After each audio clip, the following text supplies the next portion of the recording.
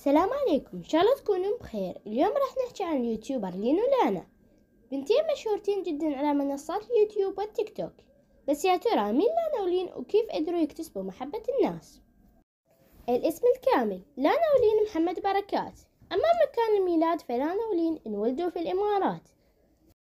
تاريخ الميلاد: لانا انولدت بتاريخ 2005 والعمر حاليا 17 سنة. أما تاريخ ميلاد لين 2006 وعمرها حاليا 16 سنة. فلانا ولين مش توأم مثل ما فكروا كتير من المتابعين، وبيجي ترتيب لانا الثالثة في العائلة، أما لين أصغر أفراد العائلة. وبيرجع أصل لانا ولين لسوريا التي لجأت فيها عائلتها، ولانا ولين سوريين بالأصل.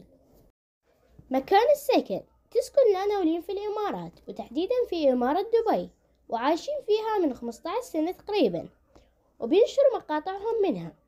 وحكت لانا ولين ما بيحبوا يستقروا في سوريا بسبب الأوضاع اللي فيها، لكن ممكن بيروحوا لها زيارة. بداية الشهرة: بدأت لانا ولين النشر على السوشيال ميديا من سنة 2016، وأول بداية كانت قبل سنة.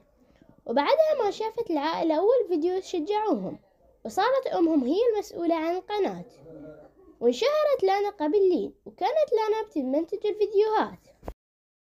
عائلة لانا ولين: تتكون عائلة لانا ولين من أب وأم وأختهم الكبيرة ليليان وأخوهم مصطفى، واللي عنده قناة اسمها مصطفى محمد، وبدأ القناة بتاريخ 2013.